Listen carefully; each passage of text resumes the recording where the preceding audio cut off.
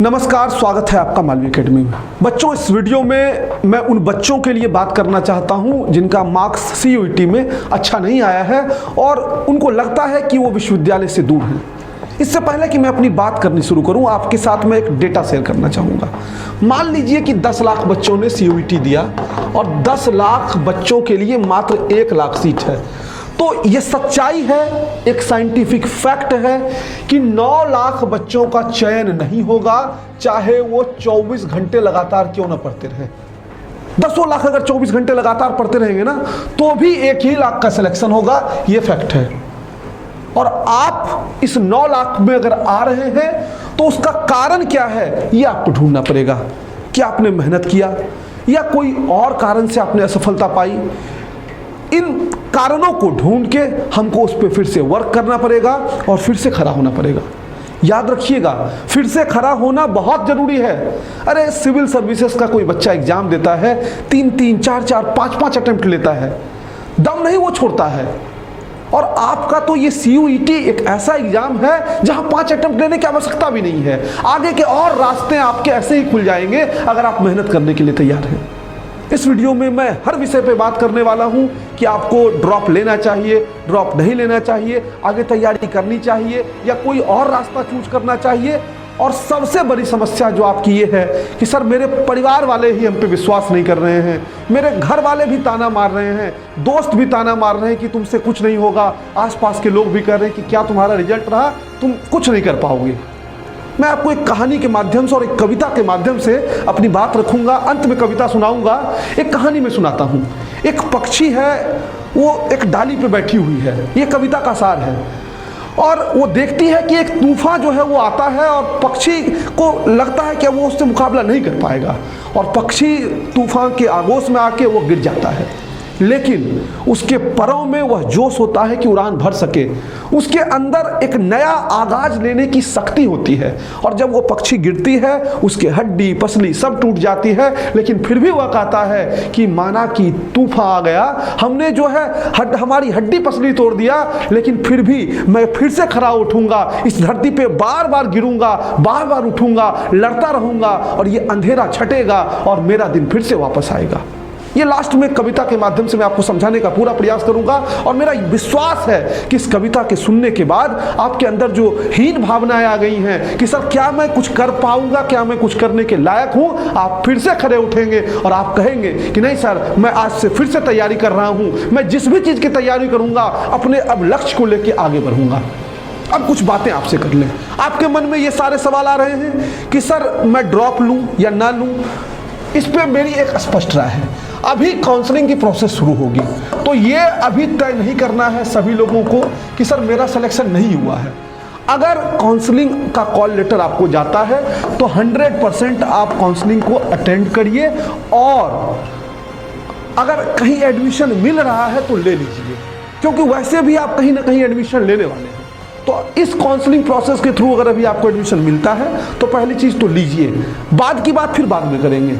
दूसरी चीज़ अब आती है कि सर मेरा मनचाहा विश्वविद्यालय में नहीं हो रहा है, मैं क्या करूं। 2 तरह के स्टूडेंट हैं, एक जो इस बार 12वीं में थे, 12th में थे, और दूसरे वो बच्चे जो पिछले साल 12th में थे।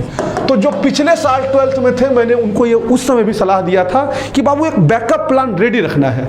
उस समय भी मैंने कहा था कि एनटीए कोई परिवर्तन कर सकता है, लगातार सिलेबस में भी छेड़छाड़ करते रहता है। तो आपके लिए हो सकता है, मैंने ये भी कहा था कि आप जिस दिन एग्जाम देने जाए सर्वर डाउन हो जाए। मेरे पुरानी वीडियो को देखिए, और कई बच्चों ने इस बार वो झेल लिया। तो मैंने कहा था अगर आपने एडमिशन कहीं लीजिए, अगर आपने उस बात को माना था, कहीं एडमिशन ले रखा है, तो अब आप सेकेंड ईयर में चले जाएंगे। आपके लिए मेरी यही सलाह होगी कि आप बिल्कुल अब सीयूईटी के बारे में मत सोचिए, आपको पीजी में सीयूईटी का एग्जाम देना है फिर से, अगर आपको अच्छे विश्वविद्यालय में जाना ही है तो। लेकिन बचे हुए जो 2 वर्ष होंगे, क्योंकि आप फर्स्ट ईयर क्रॉस करने वाले होंगे, तो जो बचे हुए 2 वर्ष अपने होंगे, इस 2 वर्ष में अपने आप को उसी तरह से मथते रहेंगे जिस तरीके से मैंने सीयूईटी के दौरान तैयारी किया।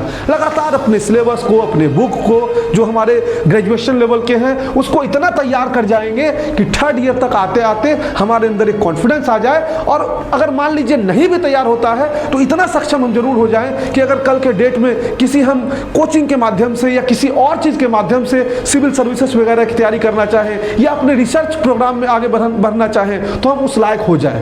तो अगला 2 साल आपको तपाना है, उसमें झोंक देना है। आप CUET के बारे में मत सोचिए, मेरी राय माने तो। अब जिन बच्चों का 12th अभी तुरंत हुआ है वो अपीयरिंग है, आपके पास भी 2 रास्ता है। या तो आप कहीं एडमिशन ले लीजिए और 3 साल अपने आप को इसी तरह तपाइए यहीं से, या आपके मन में ये आ गया है कि नहीं मैं सर अच्छे विश्वविद्यालय में जाना चाहता हूं, मैं एक अटेम्प्ट और लेना चाहता हूं, तो उस स्थिति में भी पहले कहीं इनरोल हो जाइए एक बैकअप प्लान के तौर पे। और फिर से अगर CUET की तैयारी करना चाहते हैं, फिर से अपने आप को इस आग में झोंकना चाहते हैं तो झोंक लीजिए, लेकिन बैकअप प्लान आपका हमेशा ये तैयार होना चाहिए कि आपने एक विश्वविद्यालय में एडमिशन ले रखा है, ताकि फिर से कल के डेट में अगर कोई समस्या आ जाए तो कम से कम अगर यहाँ फिर ना भी हो पाए तो हम तैयार हैं। क्योंकि फिर अगले साल ऐसा होगा कि 9 लाख बच्चों का चयन नहीं होगा। एक शिक्षक के तौर पे जितने सफल छात्र जुड़े होते हैं उससे ज़्यादा असफल छात्र हमसे जुड़े होते हैं, और हम इस वेदना को समझते हैं, इस पीड़ा को समझते हैं। सिर्फ अपने रिजल्ट को दिखा दें और हम बहुत खुश हो जाएं, ऐसा नहीं हो सकता है। मैं अगर उन बच्चों के साथ खुश हूँ जिन बच्चों का रिजल्ट अच्छा आया है, जो मिठाई लेके आते हैं, तो उन बच्चों के साथ उनकी पीड़ा को भी समझता हूँ जो मेरे साथ बैठ के रोते हैं।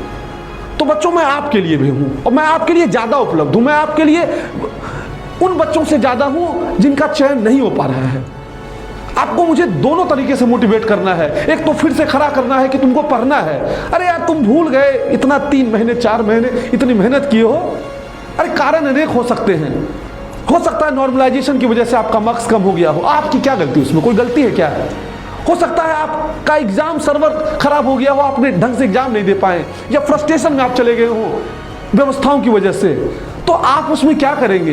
एक ये भी हो सकती है कि आपने लेट से पढ़ाई शुरू की, जागरूकता नहीं आई होगी आपके अंदर, या आपके अंदर वो बेचैनी पढ़ने को लेकर नहीं आई होगी, लेकिन अब तो आ गई, अब आ गई इसलिए परेशान हो। तो उस चीज़ को कंटिन्यू करना है कि छोड़ देना है? उसको कंटिन्यू करना है, और उसको हमको न सिर्फ कंटिन्यू करना है बल्कि और ताबड़तोड़ कंटिन्यू करना है। ये मन में आज ठान लेना है कि भले ही हम अच्छे विश्वविद्यालय में नहीं गए, लेकिन हमारी योग्यता उस विश्वविद्यालय में पढ़ने वाले छात्र से अधिक होगी। वो विश्वविद्यालय में जाएगा, हो सकता है 3 साल में वो भटक भी जाए, लेकिन आपके पास भटकने का कोई मार्ग भी नहीं रहेगा। आपके पास बस एक लक्ष्य रहेगा कि मुझे आगे निकलना है। तो आपको आज ये संकल्प लेना पड़ेगा कि नहीं सर, मैं जो अंदर से टूटा हूं, जो लोग मुझ पे विश्वास नहीं कर रहे हैं, मैं उसको करके दिखाऊंगा। नहीं तो आप ये जो आज टूट रहे हैं ना, आप जो परेशान हो रहे हैं कि सर ये कह रहे हैं कि तुमसे नहीं होगा, वो कह रहे हैं तुमसे नहीं होगा, और आप इसी तरह बेचैन रहेंगे।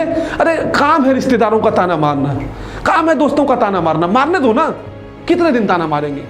जब चयनित होके आएंगे, जब सफल होके हम आएंगे, जब हम सिविल सर्विसेज क्वालिफाई करेंगे, जब हम रिसर्च करेंगे, जब अलग अलग स्कोप जो हमारे मन में इच्छाएं हमने पाल रखी हैं उसको पूरा करेंगे, उस दिन वो खुद कहेगा कि मुझे तो पता था, मुझे पता था ये मेहनती है, ये आगे जाने वाला है। तो प्यारे बच्चों, कभी भी आप परेशान मत होना, और मैं आपके साथ फिर से जुड़ूंगा जो लोग CUET की तैयारी करना चाहेंगे। और मैं इस बार ये जरूर सोच रहा हूँ कि कई बच्चों की लगातार ये आती है कि सर कनेक्टिविटी कैसे बनाई जाए, तो 2 तरह के हम लोग सेमिनार का आयोजन करेंगे।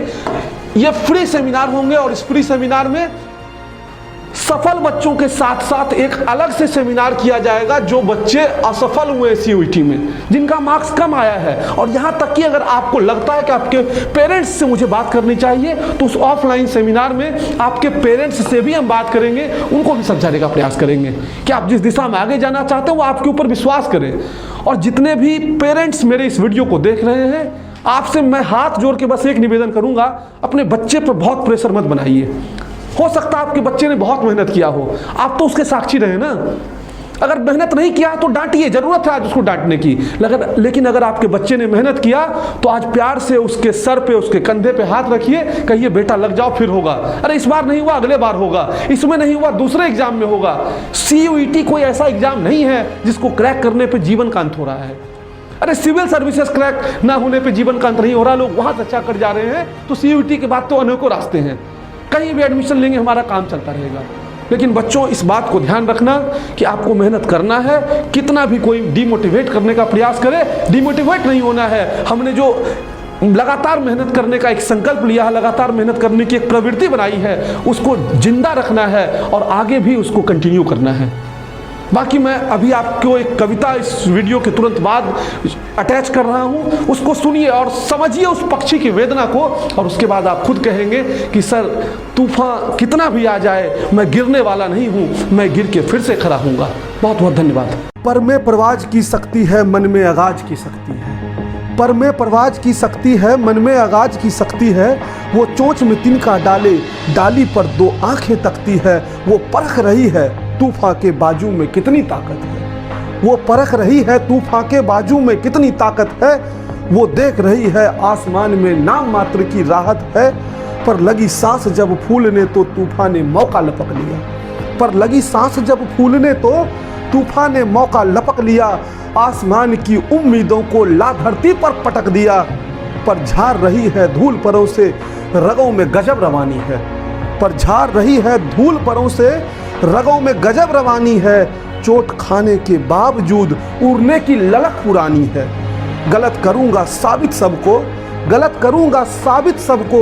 यहाँ कोई अरिहंत नहीं, गिर जाना मेरा अंत नहीं, गिर जाना मेरा अंत नहीं। मुखरे पर धूल लगी माना, मुखरे पर धूल लगी माना। माथा फूटा माना लेकिन गालों पर थप्पड़ खाए हैं। जबरा टूटा माना लेकिन माना की आते अकर गई। पसलियों से लहू निकलता है, घिस गया है कंकर में घुटना। मिर्च सलीखे जलता है, माना की सांसें उखड़ रही और धक्का लगता धड़कन से। माना की सांसें उखड़ रही और धक्का लगता धड़कन से। लो मान लिया कि कांप गया है पूर्ण बदन अंतर मन से। पर आंखों से अंगारे नथनों से तूफान लाऊंगा। पर आंखों से अंगारे नथनों से तूफान लाऊंगा।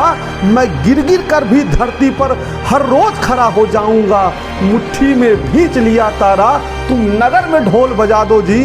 अंधेरे हो लाख घने पर अंधेरे अनंत नहीं, गिर जाना मेरा अंत नहीं, गिर जाना मेरा अंत नहीं।